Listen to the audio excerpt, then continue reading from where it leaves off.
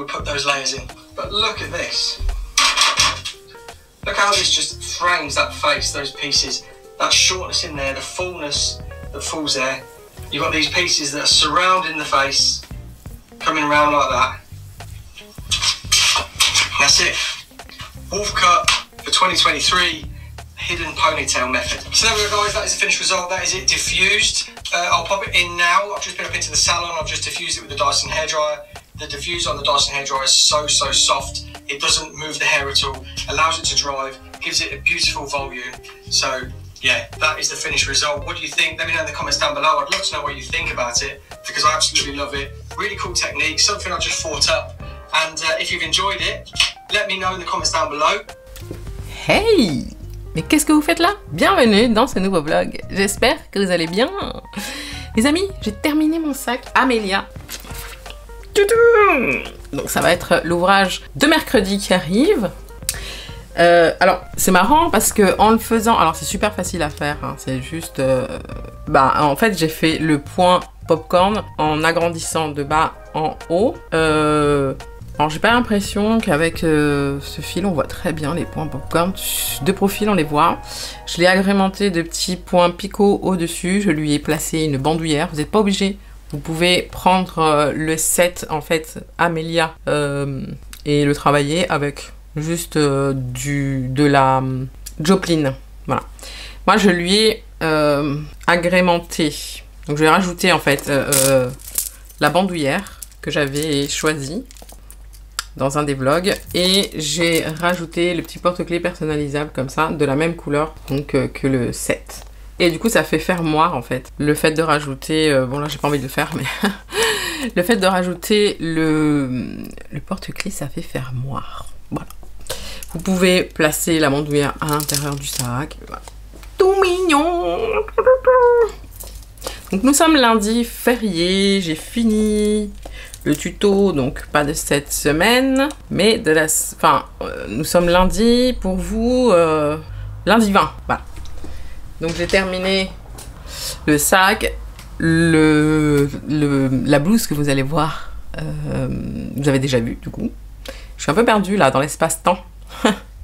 Et je suis en train de faire un petit haut, un petit peu tablier. Vous voyez, on fait un devant, un derrière et on l'attache là sur les côtés en noir et couleur crème.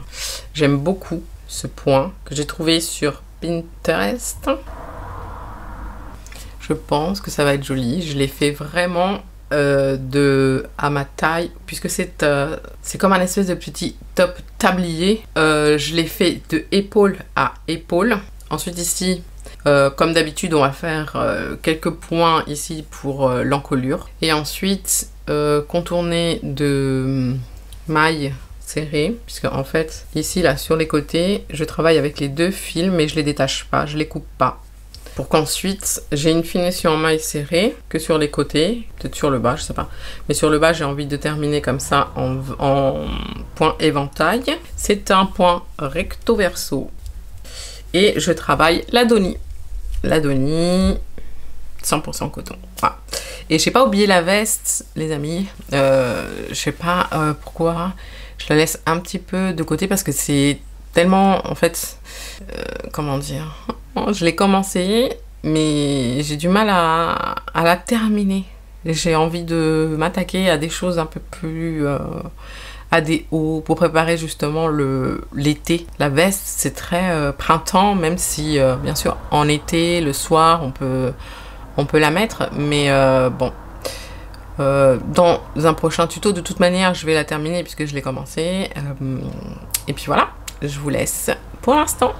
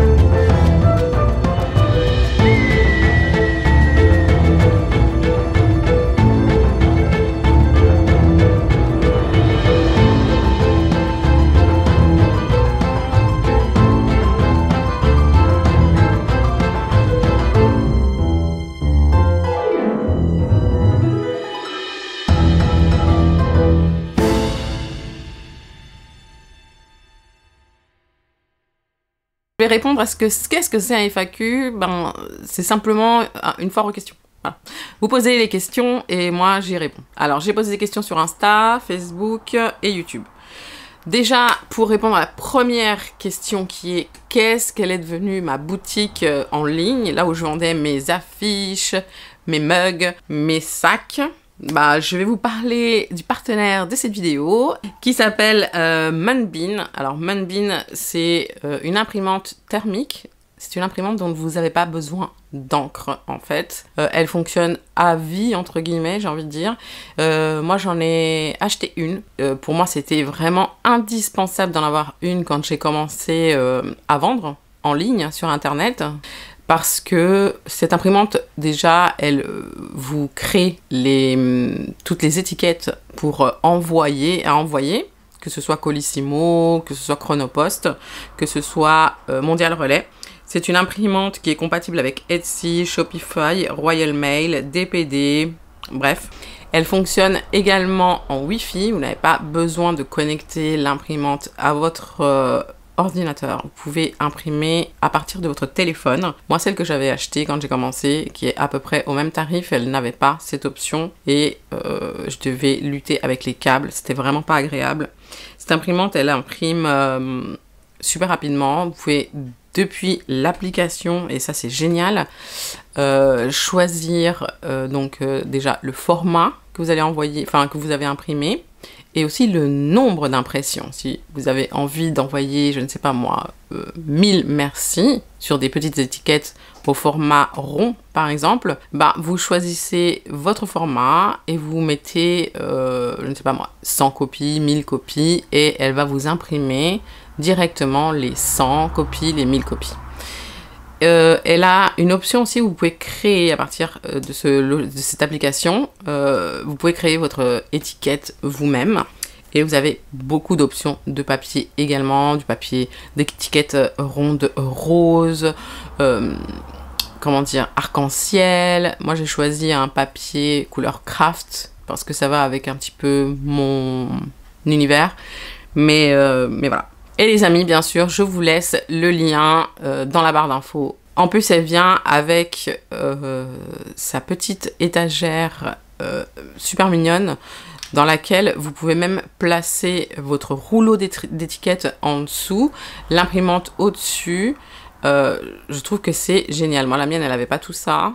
J'aurais bien voulu que Munbean me contacte à ce moment-là. Voilà, j'aurais fait des économies. Et pour répondre à ma question, j'ai dû fermer ma boutique en ligne, les amis, parce que je ne pouvais pas faire les deux choses en même temps. Donc j'ai dû faire un choix à un moment donné, puisque j'étais toute seule à tout faire. J'ai tout fait, je vous le rappelle, le site internet, tous les pas... Enfin bon, c'est vraiment beaucoup de travail. Je ne dormais plus, j'étais fatiguée.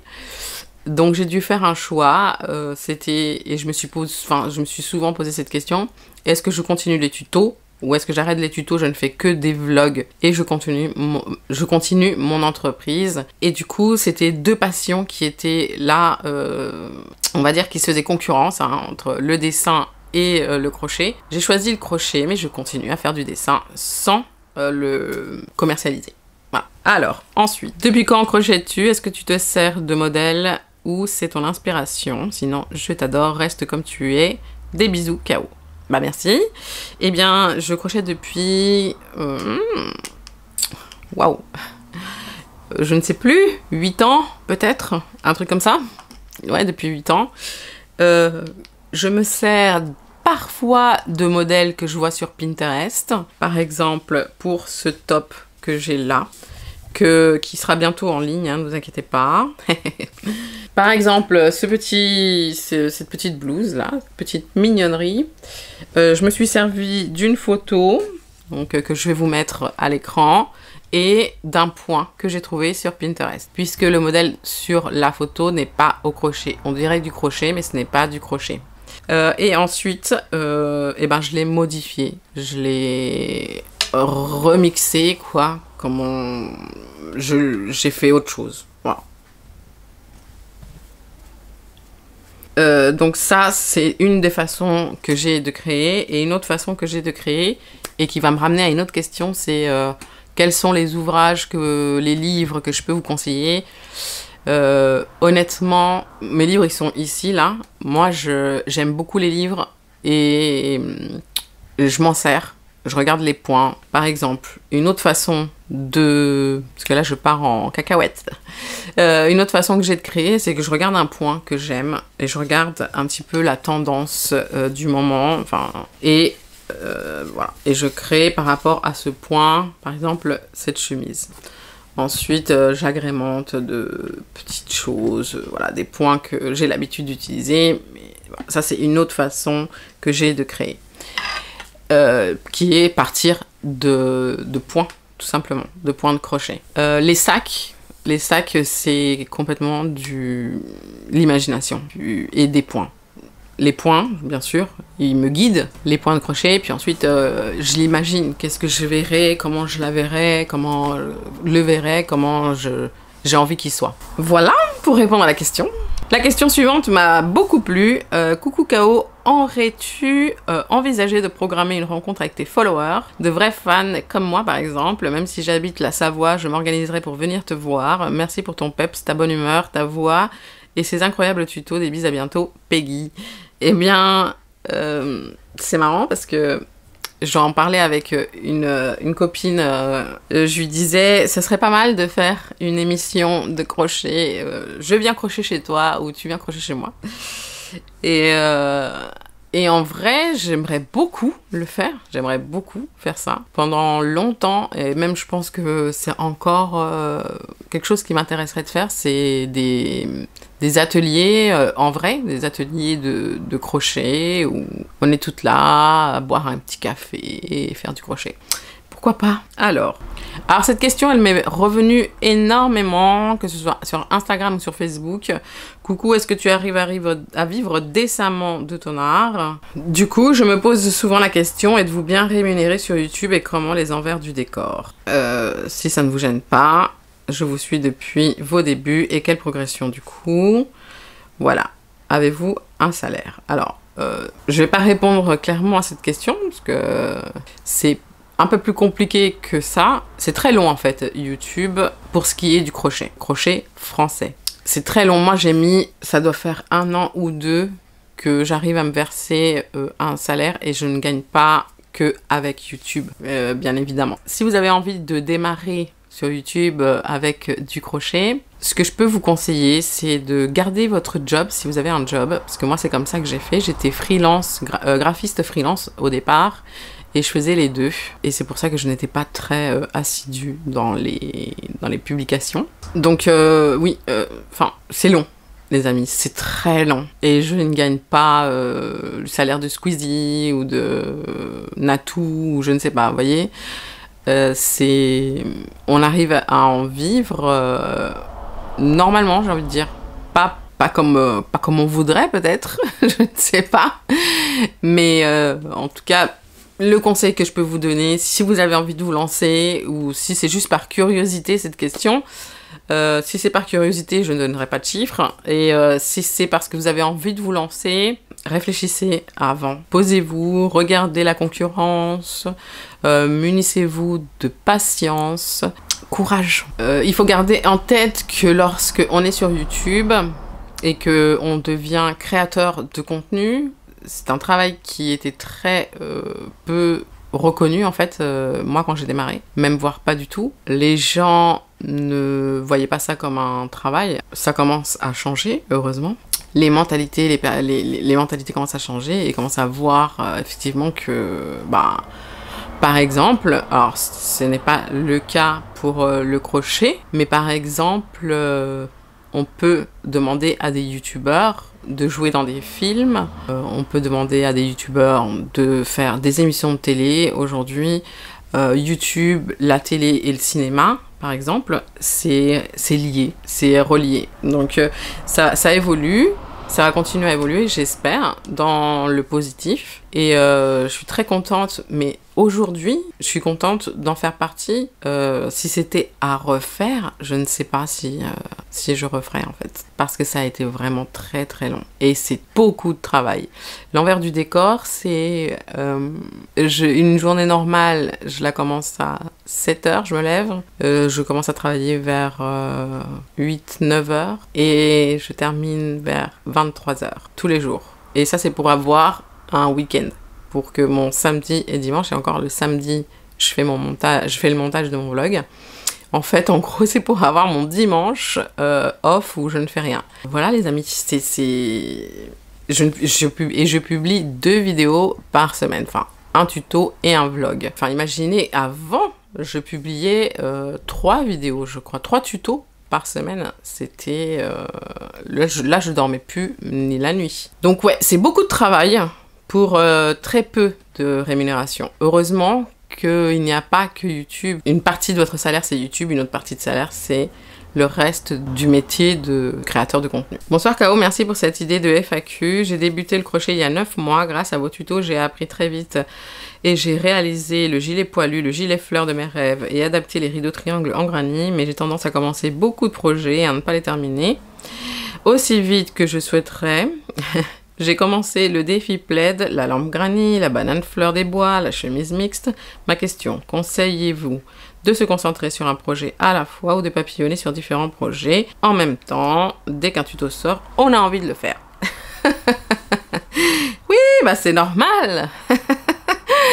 Moi, comme je dois créer du contenu pour vous, je dois me concentrer sur un projet à la fois. Parfois, non.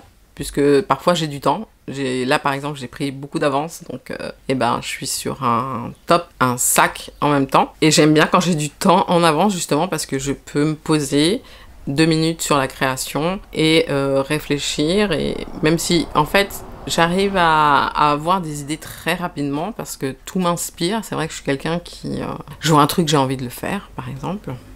C'est pour ça qu'il y a certains tutos qui fonctionnent mieux que d'autres, mais je ne me bride pas sur ce plan-là. C'est-à-dire que je me dis pas je vais faire ça parce que ça a marché. Parce que je connais vos goûts, parce que non, je fais un petit peu quand même ce qui me plaît et puis pour aussi proposer de la diversité. Mais pour répondre à la question, il y a une satisfaction lorsqu'on termine un ouvrage qui est une satisfaction de ça y est, je l'ai fini, je suis contente, je suis fière de moi et je vais pouvoir le porter, le montrer et les gens vont me dire que je suis magnifique.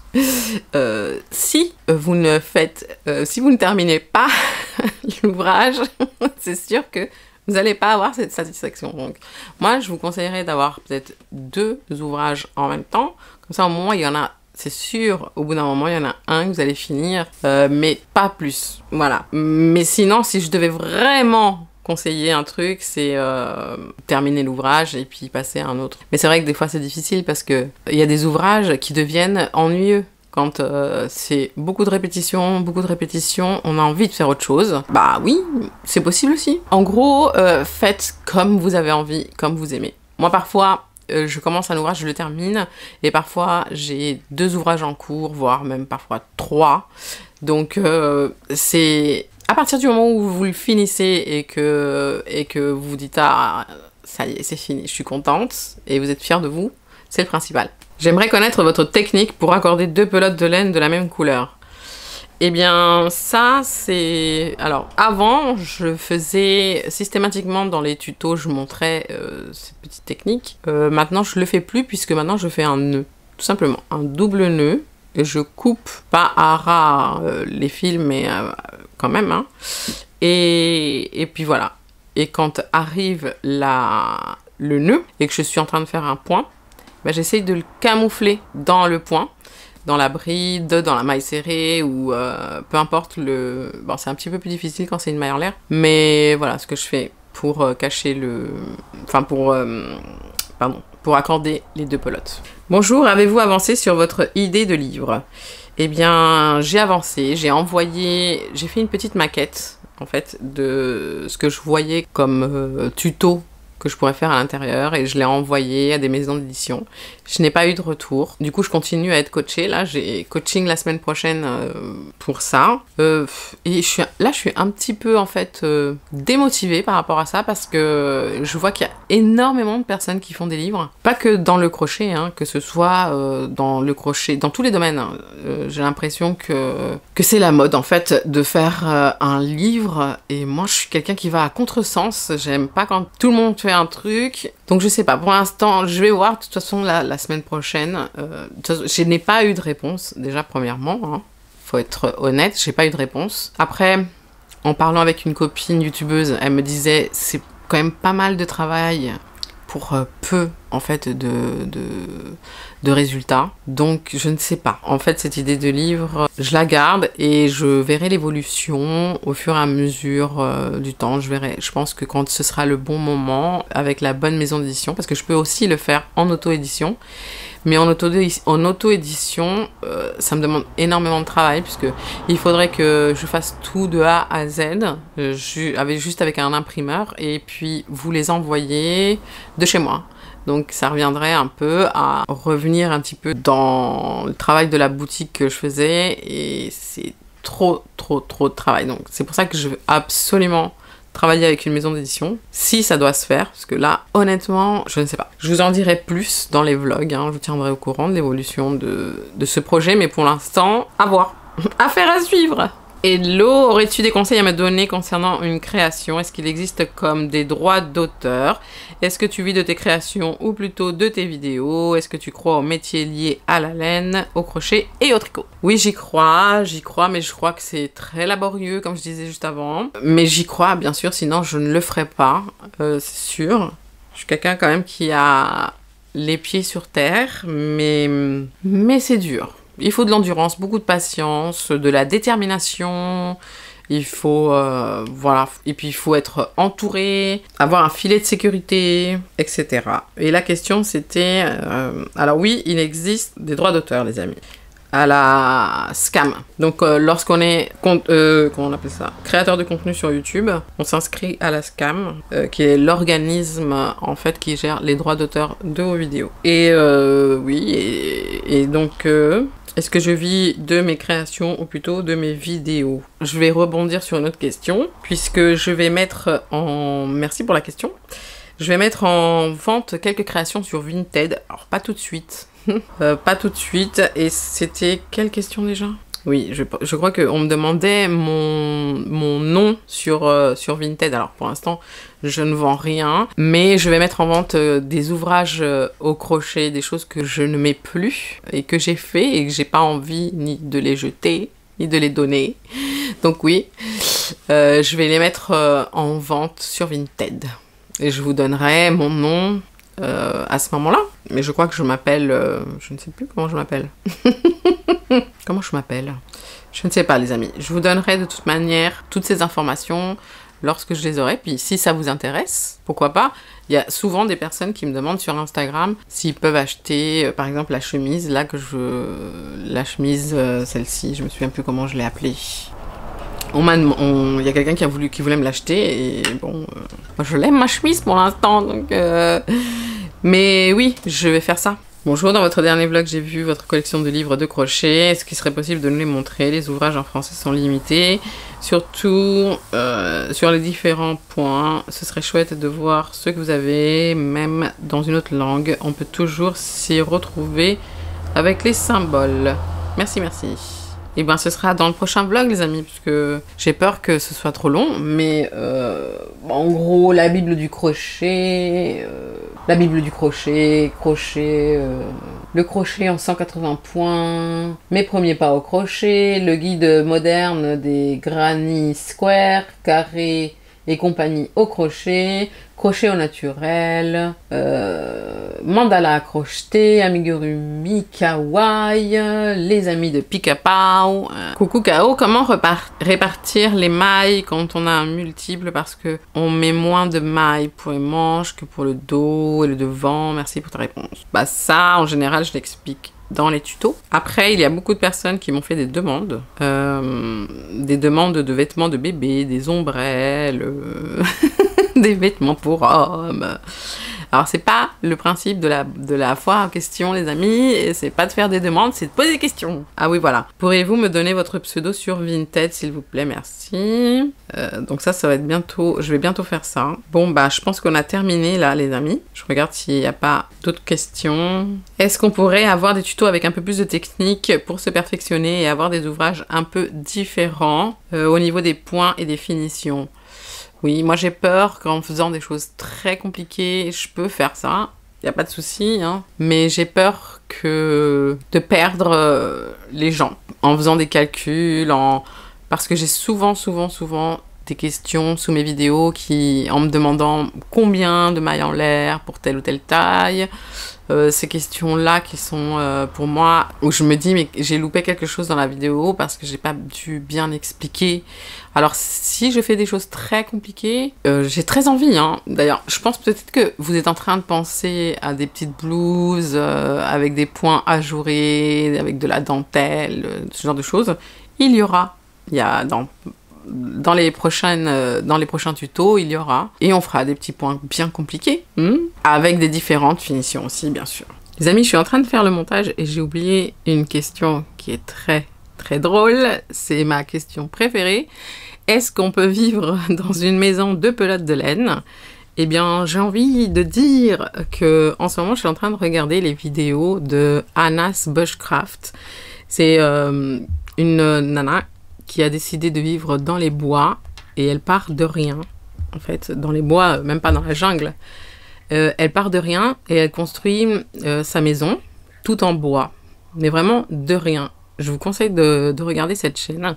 Bon, les vidéos durent très longtemps, c'est à peu près 3 heures de vidéo, et elle fait tout elle-même, tout de A à Z. Je vous invite à regarder. Mais oui, c'est un rêve de vivre dans une maison de pelote de laine. Entièrement. Merci.